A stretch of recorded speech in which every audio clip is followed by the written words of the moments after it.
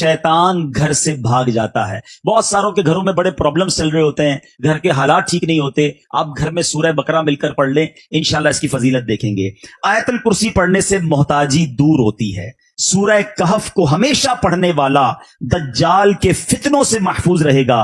और वालिदैन की कब्र पर हर जुमा सूरह यासीन की तिलावत करने से उसके हुरूफ की तादाद के बराबर उनके गुनाह बख्श दिए जाते हैं।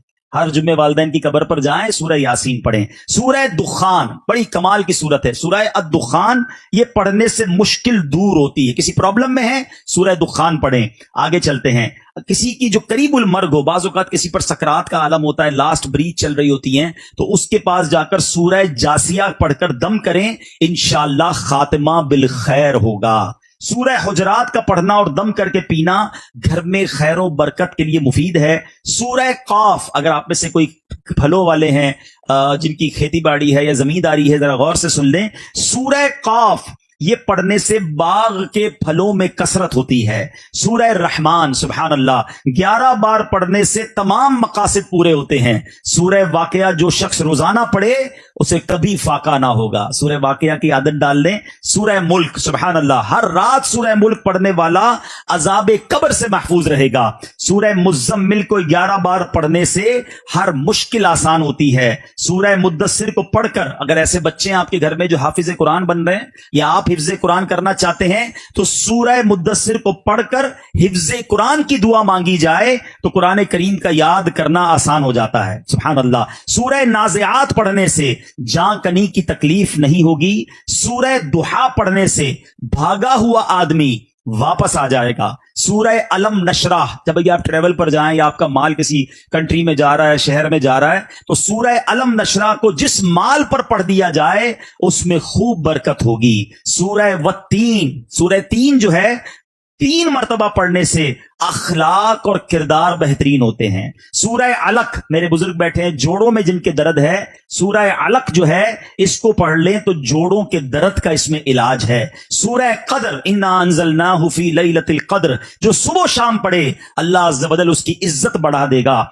सूरह बय्यिना, बर्स और यरकान का इसमें इलाज है। सूरह जिलजाल जो पढ़े 1/4 कुरान के बराबर है। जिस आदमी या जानवर को नजर लग गई हो उस पर सूरह आदियात का दम मुफीद है। सूरह कारिया पढ़ने से बलाओं से हिफाजत रहती है। अगर मेरा भाई कोई कर्ज में है तो सुनिए, सूरह तकासुर, अलहाकुमुत तकासुर जो है 300 बार पढ़ने से बहुत जल्द कर्ज अदा हो जाता है। सूरह असर पढ़ने से गम दूर हो जाता है। सूरह हुमजा और सूरह फील बड़ी मुश्किल के वक्त पढ़ना बहुत मुफीद है। अगर कोई बे औलाद है तो सूरह कौसर की तिलावत से बे औलाद साहिब औलाद हो जाता है। तो सूरह कौसर का विर्द, इन्ना आतैना कल कौसर, ये सूरत पूरी पढ़ते रहा करें। सूरह काफिरून 1/4 कुरान के बराबर। सूरह इखलास 1/3 कुरान, 3 बार पढ़ ले तो पूरे कुरान का सवाब। और सुभान अल्लाह, सूरह फलक और सूरह नास पढ़ने से जिन्नात और हासिदीन से हिफाजत रहती है।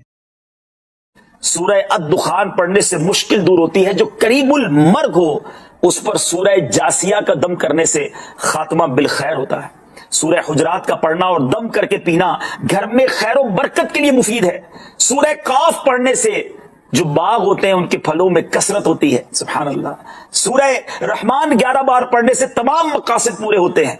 सूरह वाक़या जो शख्स रोजाना पढ़ेगा उसे कभी फाका ना होगा। सूरह मुल्क को हर रात पढ़ने वाला अजाब कब्र से महफूज रहेगा। सूरह मुज़म्मिल को 11 बार पढ़ने से हर मुश्किल आसान हो जाती है। सूरह मुद्दस्सिर को पढ़कर हिफ्ज़ कुरान की दुआ मांगने से कुरान करीम का याद करना आसान हो जाता है। जो बच्चे हिफ्ज़ कर रहे हैं उनके लिए जबरदस्त वजीफा है। सूरह अन-नाज़िआत पढ़ने से जां कनी की तकलीफ नहीं होगी। सूरह दुहा पढ़ने से भागा हुआ आदमी वापस आ जाएगा। सूरह अलम नशराह को जिस माल पर पढ़ दिया जाए उसमें खूब बरकत होती है। सूरह तीन व तीन वज़ैतून जो है 3 मरतबा पढ़ने से अखलाक और किरदार बेहतर होते हैं। सूरह अलक में जोड़ों के दर्द का इलाज है। सूरह कद्र जो सुबह शाम पढ़े अल्लाह अज़्ज़ व जल उसकी इज्जत बढ़ा देगा। सूरह बय्यिना बर्स और यरकान का इलाज है। जिस आदमी या जानवर को नजर लगी हो उस पर सूरह आदियात का दम मुफीद है। سورہ قاریہ پڑھنے سے بلاؤں سے حفاظت رہتی ہے. سورہ تکاثر کو 300 بار پڑھنے سے جلد قرض ادا ہو جاتا ہے. کئی لوگ کہتے ہیں جناب قرض بہت ہے, چلے قرآن کا وظیفہ لے لیں, الہاکم التکاثر. یہ جو سورت ہے 300 بار پڑھنے سے بہت جلد قرض اتر جاتا ہے. لیکن میں اپنی شوگر کو پکڑ نہیں پا رہا تھا اور وہ کنٹینیو بڑھتی جا رہی تھی. پھر میری نظر سے ایک فارمولا گزرا اور وہ فارمولا ہے جی پی ایس. اب اس کے یہ فارمولا کیا ہے, تمام خاص طور پہ شوگر کے جو پیشنٹس ہیں, اور جس کو شوگر نہیں ہے وہ بھی ذرا غور سے سن لیں, جن کا وزن زیادہ ہے, جو بلڈ پریشر کی مریض ہیں یا کولیسٹرول کے مریض ہیں, میں صرف اپنا تجربہ شیئر کر رہا ہوں. آپ یہ تمام باتیں اپنے ڈاکٹر کے مشورے سے عمل کیجیے گا. میں نے الحمدللہ تمام چیزوں پر نہ صرف پاکستان کے بلکہ بیرون ملک کے ڈاکٹر سے بھی مشورے کر کے اس پر عمل کیا, اور آج میں آپ کو نتیجہ بتانے جا رہا ہوں. تو میری شوگر جو تھی, چلے بتا دیتا ہوں, میری شوگر 9.9 تک پہنچ گئی, بڑھتے بڑھتے 9.9 تک پہنچ گئی, جو کہ HB1C جو ہوتی ہے 3 مہینے کی شوگر, اور یہ گریجولی بڑھتی گئی. 7 سے کرتے کرتے 8 پہنچی, 9 پہنچی اور 9. میں نے کہا یہ کیا ہو رہا ہے, کیوں نہیں رک رہی شوگر؟ دوائیاں چینج کر کے دیکھ لی. تو پھر وہ جی پی ایس فارمولا میری نظر سے گزرا کہ شوگر صرف میٹھا کھانے سے نہیں ہوتی ہے. یہ 3 چیزیں ہیں, G for greens, P for potato, S for sugar. یہ 3 چیزیں اگر آپ چھوڑ دیں تو آپ بغیر دوائی کے شوگر پہ قابو پا سکتے ہیں. میں ایسے کئی لوگوں کو جانتا ہوں کہ جو پہلے 2 دوائیں کھاتے تھے, پھر ان کی شوگر 2-5 سال بعد دوائیوں نے اثر ختم کیا, وہ 4 ٹیبلٹ پہ پہنچتے ہیں, پھر دوائیوں اثر ختم کرتی ہے, وہ انسولین پر پہنچتے ہیں, اور ایک وقت آتا ہے کہ ان کی 25-30 سال پرانی شوگر کے بعد انسولین بھی کام نہیں کرتی ہے, اور پھر بیچارے اعضا کٹتے ہم نے لوگوں کے دیکھے. تو اب اس فارمولے کا جو مجھے بتایا گیا کہ اس فارمولے پر عمل کرنے سے آپ شوگر کو ریورس کر لیں گے اور آپ دوائیں بھی چھوٹ جائیں گی, پہلے تو مجھے یقین نہیں آیا, مگر اب میں نے خود عمل کرنا شروع کیا. اب اس کا تھوڑا سا عمل مشکل یہ ہے کہ اس میں گرینز, یعنی آپ کو اس میں روٹی چھوڑنی پڑے گی, اس میں آپ کو چاول چھوڑنا پڑے گا, اناج جو ہے نا وہ چھوڑنا پڑے گا, کیونکہ یہ ڈائریکٹلی کاربوہائیڈریٹس ہیں. مجھے پتا چلا کہ ایک روٹی 4 چینی جتنا اندر جا کے کام کر رہی ہے, وہ چینی نہیں ہے اس میں, لیکن وہ اندر جا کے کاربوہائیڈریٹس ہوتے ہیں بنا رہی ہے. اگر آپ نے 2 یا 3 روٹیاں کھا لی ہیں تو آپ نے 12-15 چمچ شوگر کھا لی سمجھ لیں, اور تو شوگر کہاں سے کم ہوگی؟ تو اب روٹی کو چھوڑنا تھا. اچھا روٹی میرے لیے اتنا مسئلہ ہے, ہم میمنوں کے لیے چاول بڑا مسئلہ ہے, ہم چاول بہت کھاتے ہیں, تو چاول چھوڑنا تھا, روٹی چھوڑنی تھی, پوٹیٹو خیر ویسے بھی اتنا زیادہ مرغوب نہیں تھا, اور شوگر والی تمام چیزیں, بیکری کی تمام آئٹمز. راشد بھائی اللہ کی رحمت سے میں نے یہ کرتے ہوئے مجھے 4 مہینے ہو گئے. آج 4 مہینے بعد الحمدللہ میں آپ کو بتاؤں, میں عید کے یعنی ایک دن پہلے 2 دن پہلے ٹیسٹ کروایا ہے, میری شوگر 7.8 ہو گئی ہے, 9.9 سے 7.8 ہو گئی ہے. اور مزے کی بات یہ کہ پچھلے 2 مہینوں سے میں نے دوائی کھانا بھی چھوڑ دی ہے. یہ میں نے دوائی کے بغیر ریکور کیا. اگر میں دوائی کھا رہا ہوتا تو یہ 6.5 ہو چکی ہوتی, لیکن میں کیوں اپنے اندر کیمیکل ڈالوں؟ میں ڈاکٹر سے مسلسل مشورہ کرتا رہا, تو ڈاکٹر صاحب نے کہا آپ چیک کرتے رہے, اور کم ہو رہی ہے تو آدھی آدھی کرتے رہے دوائیں. تو اب میں اس پوزیشن میں ہوں کہ میں پورے دن میں الحمدللہ دوائی نہیں کھاتا ہوں. پھر اس کے بعد مجھے فائدہ یہ ہوا, میرا کولیسٹرول تھا 220, 2 مہینے پہلے کی بات کر رہا ہوں, اور آج کل کی رپورٹ کے مطابق 146 ہو چکا ہے وداؤٹ اینی میڈیسن. صرف میں نے ڈائٹ سے اس کو کنٹرول کیا. کچھ فیٹی لیور کے بھی پرابلمز تھے, وہ کم ہو گئے الحمدللہ, اور بھی بہت ساری چیزیں. میرا تقریباً 7 کلو وزن کم ہو گیا. میں وزن کم کرنے کی بہت ٹائم سے کوشش کر رہا تھا, میں نے کوئی زیادہ کوشش نہیں کی, میں کھا پراپر رہا ہوں, پیٹ بھر کے کھا رہا ہوں, ایسا نہیں میں نے کھانا کم کیا ہے, میں نے صرف ان 3 چیزوں سے اپنے آپ کو پیچھے کیا ہے الحمدللہ. اچھا پھر مزے کی بات یہ ہے کہ صرف میرے ساتھ نہیں ہوا, جب میں نے 2 مہینے میں رزلٹ دیکھنا شروع کیا, میں نے آس پاس کے دوستوں کو بتانا شروع کیا. میں نام نہیں لے سکتا, ہمارے اراکین شورا بھی ہیں, ہمارے بڑے بڑے ذمہ داران بھی ہیں. آپ یقین کریں اگلے 1-2 مہینوں میں جو ان کی مجھے کالیں آئی ہیں, جو شوگر کے پیشنٹ تھے, وہ کہتے ہیں ہماری شوگر نارمل ہو گئی ہے, لوگوں کی انسولین چھوٹنا شروع ہو گئی ہے, وہ انسولین سے دوائی پر آنا شروع ہو گئے ہیں. اب میں آپ کو یہ ساری باتیں بتانے کے بعد اچھی نیت کے ساتھ اپنا شیڈول بتاتا ہوں, کیونکہ کچھ لوگ جب میں یہ بتاتا ہوں نا تو وہ کہتے ہیں روٹی اور چاول کے بغیر زندہ کیسے رہیں گے؟ ٹھیک ہے نا, میں 4 مہینے سے زندہ ہوں اور میں پہلے سے اچھی لائف گزار رہا ہوں, بہت فریش فیل کرتا ہوں. اب اس کا طریقہ کیا ہے میں آپ کو سمجھاتا ہوں. پہلے تو جب تک آپ اس کو سائڈ پہ کریں گے نا تو پھر آپ کو چیزیں بہت ساری نظر آنا شروع ہو جائیں گی. پہلے تو میں نظر ہی ایک ہی چیز آتی ہے نا کہ بھائی 3 روٹیاں کھانی ہے روز کی, یا 2 پلیٹ چاول کھانے ہیں. تو جناب آپ الحمدللہ سلاد, فروٹ, اور پھر آپ گوشت ڈائریکٹ تھوڑا سا لے لیں, آپ بوائل انڈے کھا لیں. اگر آپ کو فرائیڈ ایگ بھی کھانے تو کم تیل میں تل کے چمچ سے کھا لیں انڈے. میں 1-2 دن پہلے جگہ گیا, دوست کے گھر دعوت تھی, بڑا بہترین کہہ رہے عید آ رہی ہے عبدالحبیب بھائی, گوشت نہیں بنایا, دال چاول بنایا. اچھا اب میں پہلے کیا کرتا تھا, جب شروع میں نے ڈائٹ شروع کی تو میں لوگوں کو بتاتا تھا میں روٹی چاول نہیں کھاتا, تو پھر لوگ کیا کرتے تھے بیچارے, وہ باربیکیو منگوا رہے ہیں, مہنگے مہنگے کھانے منگا رہے ہیں. میں نے کہا یہ تو غلط ہو رہا ہے. تو اب میں نے بتانا چھوڑ دیا ہے, اب میں نخرے نہیں کرتا, میں کہتا ہوں میں آپ کے گھر آ جاؤں گا, جو بھی دعوت ہے. تو دال چاول بنایا تو بڑا کمال کا, ہمارے یہاں مشہور ہے دال چاول نا, تو سارے دوست کھا رہے تھے. تو میں نے کہا آپ کیا کھائیں گے؟ میں نے بالکل کھاؤں گا. میں نے لیا, میں نے دال کی پلیٹ بھری, اس میں لوکی شریف نکالی اور میں چمچ سے دال کھانے لگا. میں نے لوکی کھائی. ہر دسترخوان پہ تھوڑا بہت تو سلاد ہوتا ہے, میں نے سلاد کھایا. دیکھیں ایک فارمولا اگر آپ کو سمجھ آ جائے نا کہ آپ کے وزن کا 1% آپ کا پیٹ ہوتا ہے. کسی کا 80 کلو وزن ہے, اس کا 800 گرام میں پیٹ بھرے گا. اب میرے پیٹ کے اندر اگر 700 گرام کی جگہ ہے تو میں نے یہ سوچ لینا ہے کہ 700 گرام بھرنا کس سے. یاد رکھیے میں اس کو اس طریقے سے آپ کو سمجھاتا ہوں, آپ کے ساتھ سب کے ساتھ ہوا ہوگا کہ کبھی آپ کو بڑی شدید بھوک لگی ہوگی. بچپن میں تو زیادہ ہوا تھا, ہم گرم گرم روٹی لینے جاتے تھے اور آتے آتے ایک روٹی پوری کھا جاتے تھے. ممی نے منگوائی ہوتی تھی روٹی, تو بھوک اتنی لگی ہوتی تھی وہی روٹی کھا جاتے کیونکہ بھوک لگی ہوتی تھی. نہ سالن تھا نہ کچھ تھا کیونکہ بھوک لگی تھی. اور ایسا بھی ہوا ہوگا کہ آپ نے کبھی دوستوں کے ساتھ دال چاول کھایا ہوگا یا دال روٹی کھائی ہوگی, پیٹ بھر گیا. اب دنیا کی بہترین چیز آپ کے سامنے آ جائے تو آپ کیا کہتے ہیں, یار اب تو پیٹ بھر گیا. اٹ مینس پیٹ ہی بھرنا ہے, لذت تو زبان تک ہے. تو اگر آپ اس 700 گرام کی پراپر تھیلی کو اچھی چیزوں سے بھر لیتے ہیں تو آپ کو پھر ختم ہو جائے گا چیپٹر, آپ کا پیٹ بھر جائے گا. تو پہلے کوشش یہ کریں کہ فروٹ یا سلاد سامنے آ جائے, 300-400 گرام وہ کھا لیں, ٹھیک ہے. اب اس کے بعد جو کھانا کھا لیں. تو اب آپ 400 گرام وہ کھائیں گے جو اگر مثال کے طور پہ صحت کے لیے اچھا بھی نہیں ہے تو وہ آدھا تو آپ نے اچھا کھا لیا. یعنی بہت ساری چیزوں کو اگر آپ آج صحت کے معاملہ جو ڈاکٹرز بتا رہے ہیں اس کو اگر آپ سنت سے کنیکٹ کریں تو بہت چیزیں آپ کی بہتر ہو جائیں گی. آپ یہ کر روز چیک بھی کریں. مجھے کسی نے کہا موٹیویشن کیسے ملتی ہے آپ کو؟ میں نے کہا مجھے روز رات کو تحفہ ملتا ہے. کہتے کیسے؟ میں نے کہا میں روز پورا دن گزار کے سونے سے پہلے کھانے کے 2 گھنٹے بعد شوگر چیک کرتا ہوں اور مجھے پتا چلتا ہے کہ میری پورے دن کی ڈائٹ میں بغیر دوائی پیے میری شوگر نارمل ہے. میں اگلے دن کے لیے پھر تیار ہو جاتا ہوں کہ میں نے انشاءاللہ یہ چیزیں نہیں کھانی ہیں اور الحمدللہ میں اس کا نتیجہ دیکھ رہا ہوں. تو اچھی نیتوں کے ساتھ خیر الناس من ينفع الناس, لوگوں میں اچھا وہ ہے جو دوسروں کے لیے بھی اچھا بنے. تو میں جو اپنے لیے اچھا سمجھ رہا ہوں آپ کو بتایا ہے. Cholesterol, blood pressure, sugar test کرواتے ہو نا, صحت کے لیے ٹیسٹ کرانا چاہیے, اچھی بات ہے. لیکن اب ان بیماریوں کے بارے میں بہت زیادہ کانشیس ہیں. میرا سوال ہے یہ بیماریاں کیا بگاڑ لیں گی آپ کا؟ اینڈ آف دا ڈے جان لے لیں گی نا. میں اس بیماری کا ذکر کر رہا ہوں جو اگر دل پہ بس گئی تو ایمان لے لے گی. بتاؤ کون سی خطرناک بیماری ہے؟ ایمان لینے والی نا. nobody try to understand, کوئی اس کو ڈائگنوز کرنے کے لیے بھی تیار نہیں ہے. اس پوری کائنات میں سب سے پہلا جو گناہ ہوا, فرسٹ ایور سن, سب سے پہلا گناہ وہ کیا تھا؟ تکبر ہی تھا. شیطان نے سجدہ نہیں کیا تھا نا, اللہ میں اس سے بہتر ہوں, I am best, خلقتنی من نار وخلقتہ من طین. اللہ تو نے مجھے آگ سے بنایا, اسے مٹی سے بنایا. حضرت آدم تو شیطان نے بڑی عبادتیں کی, بڑا علم بھی تھا, فرشتوں کا استاد تھا, جنت کا خزانچی تھا. once in a lifetime اس نے تکبر کیا, ساری عبادتیں برباد, نورانیت چہرے کی چھین لی گئی, اللہ کی بارگاہ سے مردود قرار دے دیا گیا. مجھے ایک بات بتاؤ, جس نے ایک بار تکبر کیا اس کا یہ حال ہوا. جو روز تکبر کرتا ہے, جو بار بار تکبر کرتا ہے, اس کا کیا بنے گا؟ انہو لا یحب المستکبرین, بے شک وہ مغروروں کو پسند نہیں فرماتا. اور ایک حدیث تو بچپن سے آپ نے سنی ہوگی نا, کہ جس کے دل میں رائی کے دانے کے برابر تکبر ہوگا. رائی کا دانہ بہت چھوٹا سا ہوتا ہے, ڈاٹ, نقطہ.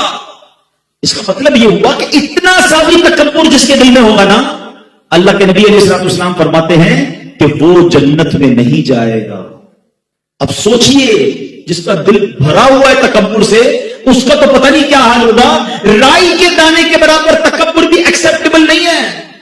تو یہ بات انڈرسٹینڈ ہو گئی کہ بڑا گناہ ہے, کائنات میں ہونے والا بھی سب سے پہلا گناہ ہے اور کبیرہ گناہوں میں سے گناہ ہے. اللہ تبارک و تعالیٰ کے سوا دنیا میں اور کوئی خالق و مالک نہیں, اور کوئی خدا نہیں, مگر کئی ایسے لوگ ہیں اور پہلے بھی تھے جنہوں نے اللہ کے سوا اور چیزوں کی عبادت کی اور یوں سمجھیے کہ دنیا بھی برباد کی اور آخرت بھی برباد کی. آج آپ کو قرآنی واقعہ سنانا ہے جس میں ان جھوٹے خداؤں کا تذکرہ ہے. حضرت نوح علیہ الصلوۃ والسلام کی قوم بت پرست ہو گئی تھی اور ان لوگوں کے 5 بت بہت ہی مشہور تھے جن کی پوجا کرنے پر پوری قوم نہایت ہی اصرار کے ساتھ کمر بستہ تھی. ان 5 بتوں کے نام یہ تھے: ودا, سواع, یغوث, یعوق, نصر. حضرت نوح علیہ الصلوۃ والسلام جو بت پرستی کے خلاف واز فرمایا کرتے تھے تو ان کی قوم ان کے خلاف ہر کوچہ و بازار میں چرچا کرتی پھرتی, یعنی آپ کے خلاف باتیں کرتی. حضرت نوح علیہ الصلوۃ والسلام کو طرح طرح سے تکلیفیں دیا کرتی. انہوں نے کہا تم اپنے معبودوں کو ہرگز نہ چھوڑنا اور ہرگز ودا اور سواع اور یغوث اور یعوق اور نصر نامی بتوں کو نہ چھوڑنا. اور بے شک انہوں نے بہت سے لوگوں کو گمراہ کر دیا. یہ پانچوں بت کون تھے؟ ان کے بارے میں حضرت عروہ بن زبیر رضی اللہ تعالی عنہما کا بیان ہے کہ حضرت آدم علیہ السلام کے یہ پانچوں فرزند تھے جو نہایت دیندار اور عبادت گزار، اور لوگ ان پانچوں کے بہت ہی محب اور معتقد تھے. جب ان پانچوں کی وفات ہو گئی تو ان لوگوں کو بڑا رنج و صدمہ ہوا، تو شیطان نے ان لوگوں کی تعزیت کرتے ہوئے یوں تسلی دی کہ تم لوگ ان پانچوں صالحین کا مجسمہ بنا کر رکھ لو اور ان کو دیکھ دیکھ کر تمہارے دل میں تسکین ہوتی رہے گی. چنانچہ پیتل اور سیسے کے مجسمے بنا بنا کر ان لوگوں نے اپنی اپنی مسجدوں میں رکھ لیے. کچھ دنوں تک تو لوگ ان مجسموں کی زیارت کرتے رہے، پھر لوگ ان بتوں کی عبادت کرنے لگے اور خدا پرستی چھوڑ کر بت پرستی کرنے لگے.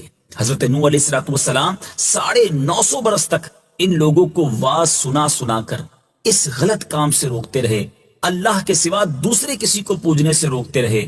بالآخر طوفان میں غرق ہو کر سب ہلاک ہو گئے، مگر شیطان اپنی اس چال سے باز نہ آیا اور ہر دور میں اپنے وسوسوں کے جادو سے لوگوں کو اس طور پر بت پرستی سکھاتا رہا کہ لوگ اپنے صالحین کی تصویروں اور مجسمے بنا کر پہلے تو کچھ دنوں تک اس کی زیارت کرتے ہیں، پھر ان کے دیدار سے اپنے دل کو بہلاتے رہے، پھر رفتہ رفتہ ان تصویروں اور مجسموں کی عبادت کرنے لگے. اس طرح شرک و بت پرستی کی لعنت میں دنیا گرفتار ہو گئی اور خدا پرستی اور توحید خالص کا چراغ بجھنے لگا، جس کو روشن کرنے کے لیے انبیاء و سابقین یکے بعد دیگرے برابر مبعوث ہوتے رہے، یہاں تک کہ ہمارے آقا علیہ السلام نے ہمیشہ کے لیے بت پرستی، اللہ کے سوا کسی اور کو پوجنے کی جڑ جو ہے وہ اس طرح کاٹ دی کہ آپ نے تصویروں اور مجسموں کا بنانا ہی حرام فرما دیا اور حکم صادر فرمایا کہ تصاویر اور مجسمے ہرگز ہرگز کوئی شخص کسی آدمی تو آدمی کسی جاندار کے بھی نہ بنائے، اور جو پہلے سے بن چکے ہیں ان کو جہاں بھی دیکھو مٹا دو اور توڑ پھوڑ کر تباہ و برباد کر دو، تاکہ نہ رہے بانس نہ بجے بانسری. پھر میٹھے اسلامی بھائیوں، اس قرآنی واقعے سے ہم سب کے لیے بھی یہ درس ہے کہ بعض لوگ اپنے بزرگوں کی تصویریں اپنے گھروں میں لگاتے ہیں، ان لوگوں کی تصویریں لگاتے ہیں کہ جن سے ان کو عقیدت ہوتی ہے، پھر بعض نادان تو اس پر ہار بھی پہناتے ہیں. اللہ اللہ، یہ وہی میرے بیچ اسلامی بھائیوں ایک سٹیپ ہے کہ پہلے ان کی زیارت ہوتی ہے اور ایک وقت آتا ہے کہ لوگ ان کی عبادت کرنا شروع کر دیتے ہیں. اللہ غنی، مجھے اور آپ کو اپنی ایمان کی فکر کرنی چاہیے. امیر اہل سنت الحمدللہ کئی بار یہ بیان فرما چکے ہیں، ہمیں اپنے گھروں میں سے بھی تصویروں کو ہٹا دینا چاہیے، مجسمے بالکل نہیں ہونے چاہیے. آج کل شو پیس کے ذریعے اپنے گھروں کو سجایا جاتا ہے، کسی میں جاندار کا مجسمہ ہوتا ہے، بعض اوقات کچھ ایسی کاسمیٹکس یا اس طرح کی چیزیں، بچوں کے کھلونوں کی تصویریں اور اس طرح کی چیزیں ہمارے گھروں میں ہوتی ہیں. یاد رہے، جس گھر میں تصویر ہو اس گھر میں رحمت کے فرشتے نہیں آتے. تصاویر لگاتے ہیں، اپنی فیملی کی تصاویر بھی لوگ گھروں میں لگاتے ہیں، اس کی شرعن اجازت نہیں ہے. آج ہی اپنے گھر کا سروے کیجئے، ان چیزوں کو ہٹا دیجئے. ہو سکتا ہے کوئی کہے میں تو اپنے والد صاحب کی تصویر لگائی ہے، ان کو دیکھتا ہوں تو دل بہل جاتا ہے، اپنے پیر صاحب کی تصویر لگائی ہے. ایسی کسی تصویر کو گھر میں لگانے کی، آویزہ کرنے کی شرعن بالکل اجازت نہیں. ہاں البتہ علماء کرام ایک دین کے کام کے لیے ان چیزوں کی اجازت دیتے ہیں. جس طرح آپ مدنی چینل دیکھ رہے ہیں، یہ جو تصویریں ڈیجیٹل فارم میں ہیں، چاہے وہ کمپیوٹر میں ہیں، موبائل میں ہیں، اس کا حکم الگ ہے. لیکن جن تصویروں کو پرنٹ کر کے گھروں میں پورٹریٹ کر کے لوگ لگاتے ہیں، اس کی شرعن اجازت نہیں ہے. اللہ کریم مجھے بھی ایمان کامل نصیب فرمائے، آپ کو بھی ایمان کامل نصیب فرمائے. مدنی چینل دیکھتے رہیے اور خاص طور پر قرآن پاک کو پڑھتے رہیے، اس کی برکتیں نصیب ہوں گی. آج کے سلسلے میں ایک قصہ نہیں بلکہ آپ کو 2 قصے سنانے ہیں. ایک تو آپ نے یہ سن لیا ان جھوٹے خداؤں کے بارے میں. اب آئیے اللہ عز و جل کے سپاہی، سبحان اللہ، جو فرشتے ہیں، ان کا اور ابو جہل کا ایک بار سامنا ہوا، کیونکہ آج ہمارا دوسرا ٹاپک ہے ابو جہل اور خدا کے سپاہی.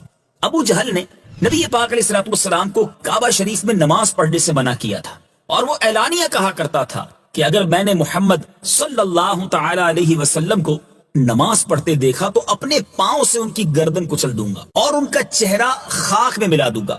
چنانچہ وہ اپنے اس فاسد ارادے سے پیارے آقا علیہ السلام کو نماز پڑھتے دیکھ کر آپ کے قریب آیا، مگر اچانک الٹے پاؤں بھاگا، ہاتھ آگے بڑھاتے ہوئے جیسے کوئی مصیبت روکنے کے لیے ہاتھ آگے بڑھاتا ہے. یعنی اس نے اس طرح ہاتھ آگے بڑھایا جیسے اپنے آپ کو کوئی بچاتا ہے. اس کے چہرے کا رنگ اڑ گیا اور بدن کی بوٹی بوٹی کانپنے لگی. اس کے ساتھیوں نے پوچھا کہ تمہارا کیا حال ہے؟ تو کہنے لگا میرے اور محمد صلی اللہ تعالی علیہ وسلم کے درمیان ایک خندق ہے جس میں آگ بھری ہوئی ہے، اور کچھ دہشتناک پرند بازو پھیلائے ہوئے ہیں. اس قدر خوفزدہ ہو گیا ہوں کہ آگے نہیں بڑھ سکا اور ہانپتے کانپتے کسی طرح جان بچا کر بھاگا. اس کے بعد بھی ابو جہل اپنی خباثت سے باز نہیں آیا. پیارے آقا علیہ الصلوۃ والسلام کو نماز پڑھنے سے منع کرنے لگا. اس پر پیارے آقا علیہ الصلوۃ والسلام نے اسے سختی سے جھڑک دیا تو ابو جہل نے غصے میں بھر کر کہا آپ مجھے جھڑکتے ہیں، حالانکہ آپ کو معلوم نہیں مکہ مکرمہ میں مجھ سے زیادہ جھتے والا، مجھ سے بڑی مجلس والا کوئی نہیں، یعنی میرے بڑے تعلقات ہیں، میرے بڑے